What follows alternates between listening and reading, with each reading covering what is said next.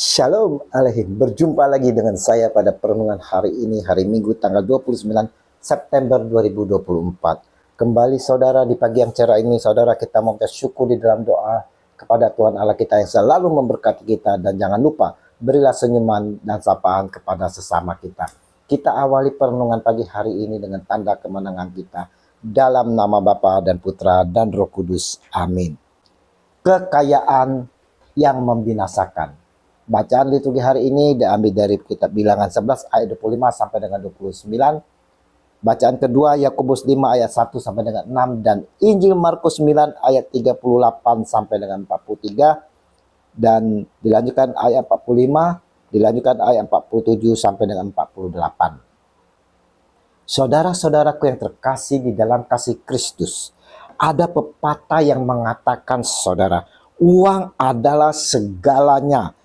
Tanpa uang tak bisa hidup.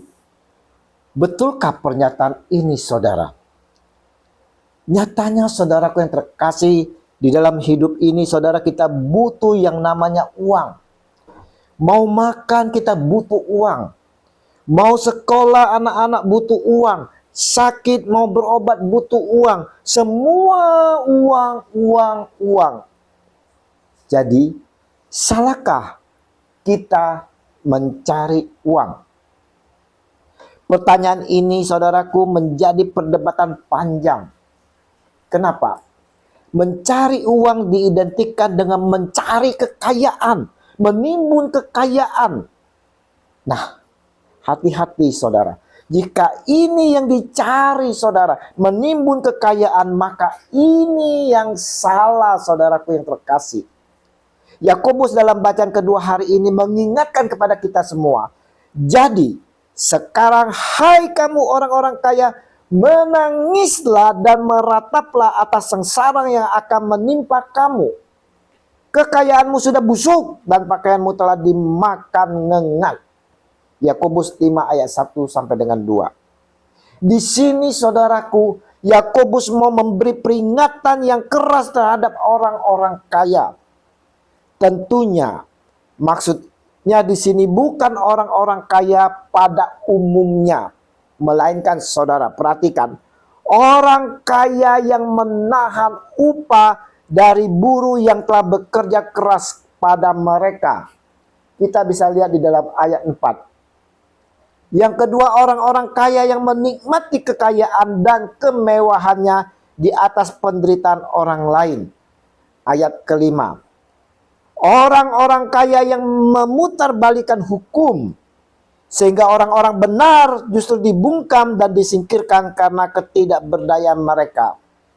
Ini terdapat di dalam ayat 6. Nah, saudaraku, terhadap orang-orang kaya inilah firman Tuhan dengan keras memberi peringatan bahwa akhir hidup mereka pastilah kengerian dan penderitaan tiada akhir. Ayat 1 sampai dengan 3. Realitanya saudara, di dalam kehidupan yang dapat kita lihat, bagaimana orang-orang kaya yang menimbun kekayaan tidak dapat lagi melihat dan merasakan tangisan orang-orang miskin, bawahan-bawahan mereka, di mana orang-orang kaya ini memeras tenaga mereka tanpa imbalan yang layak. Di sini saudara, sebagai orang Kristen, sebagai pengikut Kristus, kita semua dituntut untuk dapat memiliki hati yang berbelas kasih, hati yang berempati pada kesusahan, kesulitan orang lain saudara.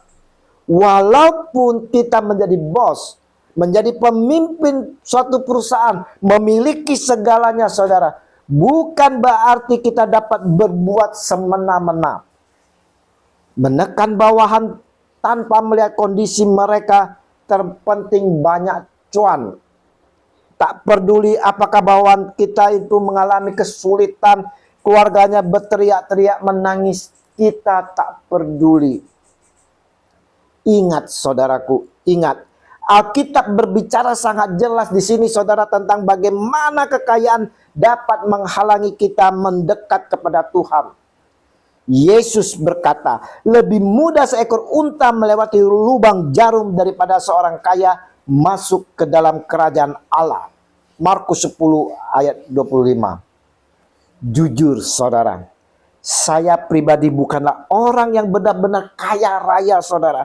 Tetapi saya tahu saudara bagaimana rasanya tergoda untuk mengandalkan kekayaan materi lebih dari Tuhan saudara. Perhatikan saudara. Dan ini saya ingatkan saudara, hati-hati saudara. Dalam suratnya, Yakobus memberikan peringatan keras terkait dosa-dosa yang secara spesifik mudah menjatuhkan orang yang kaya. Nada kemarahan Yakobus saudara menunjukkan betapa seriusnya dosa-dosa tersebut.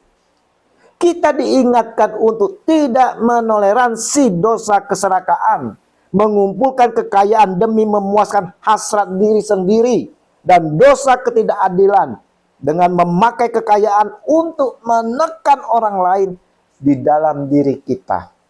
Ingat itu saudara. Nasihat Yakobus menggemakan perkataan Yesus yang mengajar kita.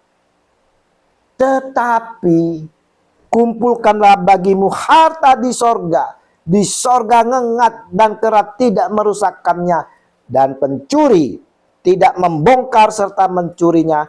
Karena di mana hartamu berada, di situ juga hatimu berada.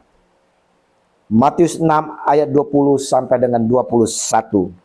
Jadi, saudara-saudaraku yang terkasih, bolehkah kita mencari uang, mencari kekayaan? Ingat, meskipun kita harus bekerja dengan rajin saudara, tujuan kita seharusnya bukan untuk menimbun kenyamanan, kekayaan, dan kesenangan diri sendiri. Kekayaan bukanlah tujuan pada diri kita sendiri saudara, melainkan hanyalah sarana bagi kemuliaan Tuhan dan sebagai sarana bagi penatalayaan terhadap Tuhan dan sesama. Saya ulangi lagi saudara, saya tekankan di sini saudara, kekayaan bukanlah tujuan pada diri kita sendiri, melainkan hanyalah sarana bagi kemuliaan Tuhan dan sebagai sarana bagi penatalayanan terhadap Tuhan dan sesama. Regi minggu hari ini saudaraku yang terkasih, mau mengingatkan kepada kita sekalian, saya dan saudara, bahwa hidup ini bukanlah semata-mata untuk mencari dan menimbun kekayaan, tetapi harus bekerja. Karena inilah peringatan Rasul Paulus kepada jemaat di Tesalonika. Sebab juga waktu kami berada di antara kamu, kami memberi peringatan ini kepada kamu. Jika seorang tidak mau bekerja, janganlah ia makan. 2 Tesalonika 3 ayat 10. Kita boleh menjadi kaya saudara, tetapi biarlah kekayaan kita bukan untuk kita bermegah diri tanpa peduli sekitar kita saudara. Namun saudaraku yang terkasih, biarkanlah dengan kekayaan yang kita miliki ini kita pergunakan untuk memuliakan Tuhan dan sebagai sarana penatalayanan terhadap Tuhan dan sesama.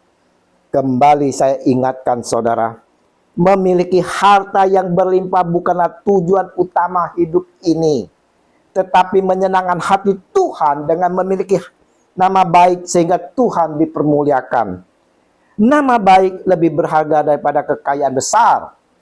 Dikasih orang lebih baik daripada perak dan emas.